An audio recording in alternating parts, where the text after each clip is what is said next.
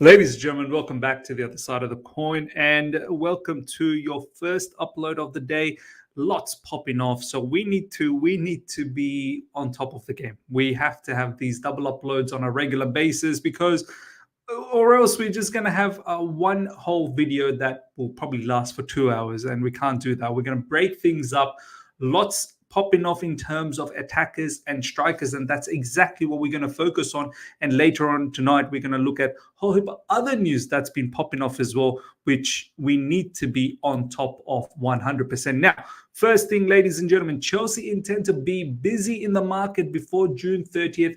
The club want a settled squad in place, so Maresca knows what he's working with. Look, in theory, that sounds brilliant. Yeah, if we can do all our business before 30th of June and have every single one of our new purchases and people that need to leave before 30th of June.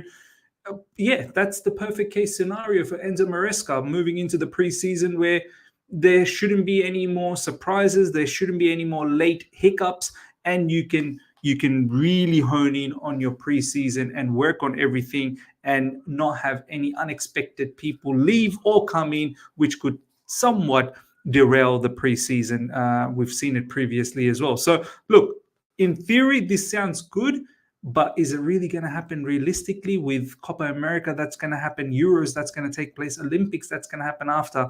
I think just like every other window, summer window especially, by 30th of June to get all our businesses done, and we've got a bit of business that needs to be done.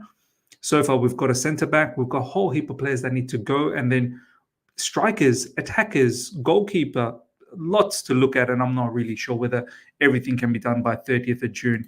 As I said, in theory, it looks great. Now, first stop in terms of big transfer news that's floating around.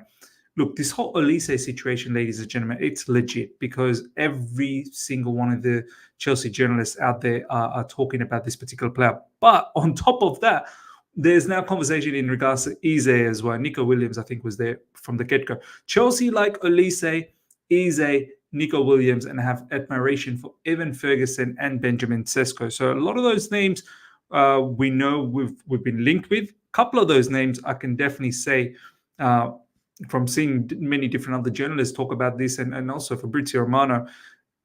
In terms of Benjamin Sesko and Olise, I think those two are concrete targets that we are looking at. Olise, I'm getting more and more confident that he's probably going to come through to Chelsea, knowing that we're not looking to loan out Omari Hutchinson anymore. We're looking to sell him. That news gives me confidence that we are looking to bring in someone like Olise with that money, which is going to upgrade that right side of ours, and Madueke can have a solid competition with Olise, and then of course he'll be the backup to Olise. And Benjamin Sesko, for me, is turning out to be the striker that I think we are shaping up to get and potentially compete against Arsenal for his signature. And I'll tell you why, because there's a whole heap of striker information coming in. Look, Olise from Crystal Palace is another baller, absolute baller, but different type of a baller. I don't think we need Olise's characteristics and his profile at Chelsea Football Club. I think we've got quite a few players that can play that role. In Nkunku, Cole Palmer, I even think Chukwuemeka could do that. So Olise, as much as I'd like him at Chelsea Football Club, and as I said, he's a baller, I don't think that's necessary. Whereas Olise, on that right side, it's a pure upgrade to Madueke at the moment, and anything that we have on the right side. So Olise, for me, as I keep saying, is a game changer. So look, I'm very, very happy with some of these links, and some of these links, as I said, are concrete opportunities for us. Evan Ferguson, look, I don't even want to entertain it for the time being. I think there's a talented player there. It's just I don't want to talk to Brighton at the moment and give them more money. And on top of that, Evan Ferguson has been injury prone as well. He's not really done much in recent times. Nico Williams is a fantastic player on the left side, one that we could pursue as well. I think on that left side he'll be sensational, and we do need a bit of quality on that left side as well. But if it doesn't happen, it doesn't happen. I'm more interested about Michael Olise from a wing point of view from an attacking player point of view. Next up, ladies and gentlemen, Chelsea have ruled out Victor Osimhen due to fee, style of play, and injury history. This is coming from Simon Johnson. Chelsea distanced themselves from links with Victor Gyokeres in January, and that remains the case. So no Osimhen, no Gyokeres. I thought Gyokeres maybe, I mean, for me, if we are looking for a striker, I would have gone for someone like Gyokeres, but he just turned 26, by the way, Victor Gyokeres. So I think today is his birthday. Victor Osimhen is another player that's going to turn 26. Age is a factor. I'm sorry to say this, with this new model that we have with our owners and the board, age is a factor. You've got to be less than 25 if we are splashing money. And with Osimhen and Gyokeres, you are going to be splashing money. The thing about Gyokeres is that the wages are not going to be that expensive. And I reckon Gyokeres is someone who probably would fit how Enzo Maresca wants to play. More fluidity up front, as opposed to Osimhen, who is more of a, I wouldn't call him out-and-out targetsman, but a lot of off-the-ball work rate.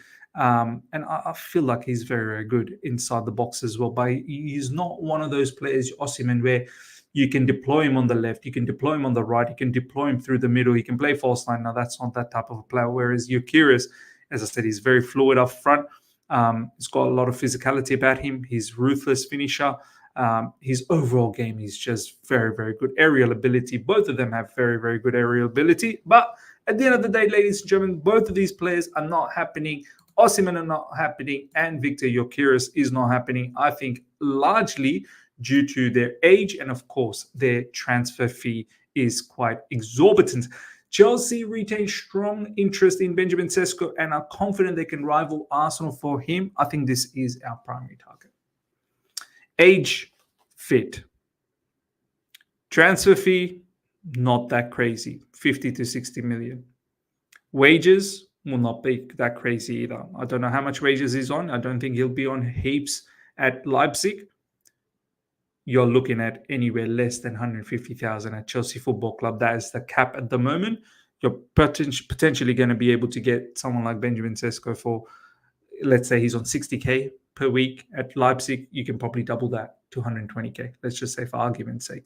So I think from a wages point of view, that might be doable as well. And for me, ladies and gentlemen, it looks like this player is starting to become our number one selection in striking position. Don't disregard John Duran, of course. Like I keep saying it on every video and everywhere, every other platform that I go to. I just said it in All You Can Eat Chelsea.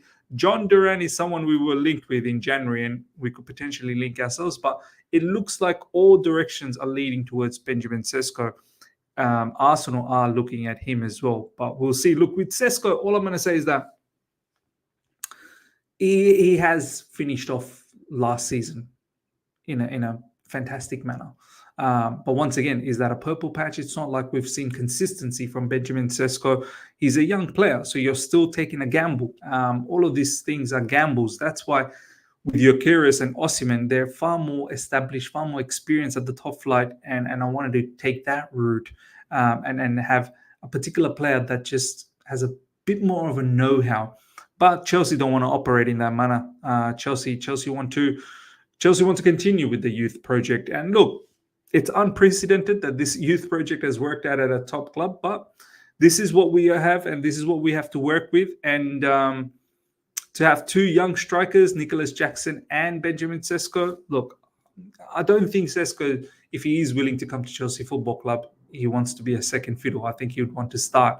And similarly with Nicolas Jackson, we all have to say he's had a decent season last season. Of course, there's a lot to improve on, but overall, he's had a decent season. He probably wouldn't want to be second fiddle either. But look, you can look at it that, there could be some unsettled feelings in the camp, or you could look at it that there could be solid competition for both these players who'll just fight it out, and whoever wins will get the position to lead Chelsea Football's line, Chelsea Football Club's line. So we'll see what happens. Let me know your thoughts, ladies and gentlemen, in regards to Benjamin Sesko. Now, Chelsea have ruled out making a move for Victor Osimhen for a number of reasons. A few are 100 million plus release clause, style of play does not suit, injury history. Of course, all of them.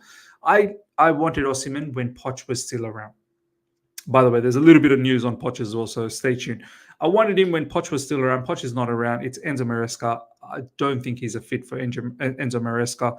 And yeah, on top of all of those other stuff, I've always said, from a transfer fee wages point of view, it never made sense that Victor Osimhen was going to come to Chelsea Football Club. Chelsea maintain an admiration for Evan Ferguson. However, Brighton will demand a large fee for the 19-year-old, and his form dropped off last season. Yeah, look, he needs to probably stay at Brighton and have a stellar season for Brighton to have any shot at making a lot of money out of Evan Ferguson right now. Honestly, Chelsea, don't go there. Don't go there. Injuries are a huge concern, and this drop-off, we need to see whether this is a one-off or is it properly a drop-off. There's no need to. And look, we're going to talk about Armando Broja. Why are we looking at getting rid of someone like Armando Broja and potentially looking to get someone like Evan Ferguson? It doesn't make sense. It just doesn't make. You might as well keep Armando Broja, who I still think has a lot of quality, and I wish we didn't get rid of him, but we will be getting rid of him. It's pure profit. Chelsea value Armando Broja at a minimum of 35 million. This could increase if he impresses with Albania at this summer's European Championship. I hope he does, man. I hope he fully impresses. He scored a goal for Albania last night, so hopefully he has a stellar Euros and absolutely annihilates it. And we get smart amount of money from him. And apparently there's quite a lot of suitors for him. So that's good news. There's going to be a lot of buyers. Hopefully there can be a bit of a bidding war, and we can get a healthy sum of money from Armando Broja and utilize that elsewhere. Now, last but not least, ladies and gentlemen, Maurizio Pochettino says goodbye to Chelsea. Whole heap of stuff written here. And he's actually put something really nice. Go out there and read it. It was actually a nice goodbye. But at the end of the day, my man, what are you doing? It's done and dusted. We don't really need this. A lot of the large parts of the fan base wanted him gone anyway. But look, nonetheless, it's a good gesture. Look, I wish him well wherever he goes, man. I wish him well. It didn't work out at Chelsea Football Club. He was never my choice, and a lot of us wanted him gone long time ago. How he managed to stay till the end. And when it probably looked like he probably deserved to stick around, that's when he parted ways. And not really sacked, parted ways. And now we're starting to see exactly what are those areas that he parted ways for, because at the end of the day, he just didn't believe in the model, in the project, in the structure that we have. And it's best that we part ways, because at the end of the day, you need to work with people that are going to believe in what you're doing. Ladies and gentlemen, that is the latest in everything that we spoke about for the time being. Later on tonight, we've got a whole heap of other news lined up. So do make sure you tune in. All the attackers, striker news happened right now, unless there's more coming out later tonight. We'll cover it later tonight. As I said, there's a whole heap of other news later tonight. Make sure you guys are there. For later tonight, UK time, approximately 9:30, 10 p.m. That's when things will drop. Smash the like button if you're here for the first time. Subscribe, hit the bell notification to stay in touch with all my content. Until next time, take care. See ya.